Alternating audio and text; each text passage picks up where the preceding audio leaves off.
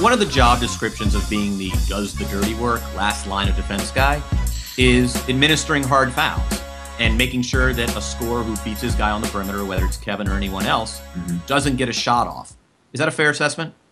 Yeah, I think so. I think a lot of it is what I call taking care of the problem. So during the play, you're trying to be aware of what's the problem, what's really going on. And so I'm not going to stick to my man on the weak side if I see a guy isolated and needs a situation where he's probably going to go one-on-one. But yeah, then if he beats his guy, the best case scenario is to get there and help so he can't take off to the rim. That's what I try to do on, the best case. The next thing would be to get there for me, and then if I get to the spot and he still goes, hopefully to be able to draw a charge.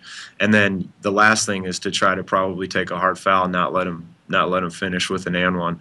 But if I'm getting there while the guy's taking off already, that's not a good spot to be in. So I try to avoid those situations because you either get dunked on or you have to take a foul. And most guys are going to make the free throws. So I think the thing is awareness and anticipation and being able to find what the problem is and try to fix it.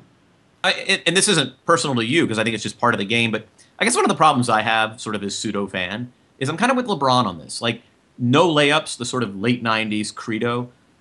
It's obviously a sound strategy. I mean, to give up an easy two when your team gets beat versus, making him earn it at the line.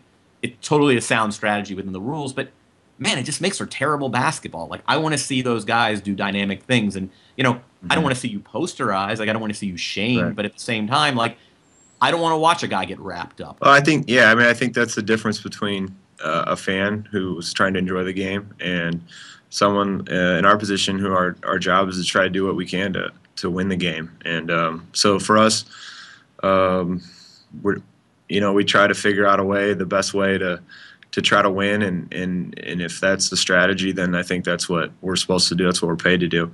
But I understand what you're saying. But I think for us, the best case scenario, like I said, is to get there, be sound defense without the breakdowns, and hopefully they can't take off. And we're always trying to make teams shoot jump shots overhand, and the less we can allow the guys get all the way basket, because those plays at the rim are tough, and usually it's bad for the defense.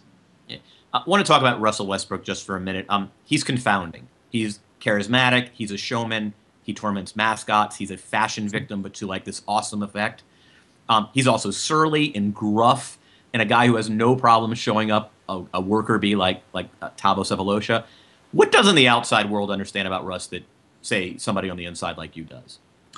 Russell is he's really smart. He's one of the sharpest guys. I think that gets lost a little bit with some of the emotional stuff and just his pure talent and how he plays. Some would call recklessly. I think he's really smart and really has a good understanding of where everyone is on the court and where everyone needs to be.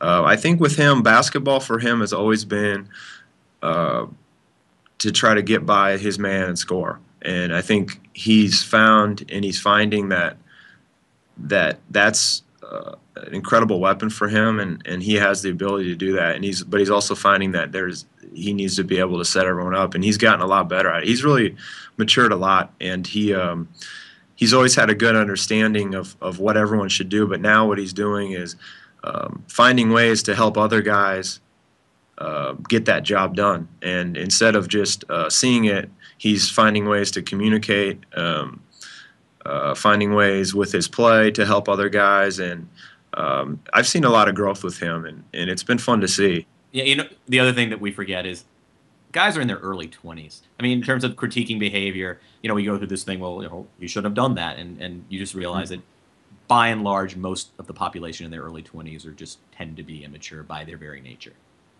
Yeah, I think so. And we've had our growing pains here for sure. We've got a lot of young guys. They're still young, but they're experienced now. And yeah, you're going to have guys are going to make mistakes and things are going to happen. But I think at the core of it, maybe another thing that people don't always see, but when you're around the guys on our team like I have, is at their core they're good people, and they're not bad guys, and they want to do what's right. And things happen, and guys get angry, and things happen sometimes. But overall, I think if the core of who you are is good, I think you're going to be able to figure figure out the right way to play, and it's going to be a good situation. I think that's what we got here, and that's why it's been fun to play here in the last few years, and it's a good group. Cool. Hey, Nick, thanks for joining us. Yeah, no problem.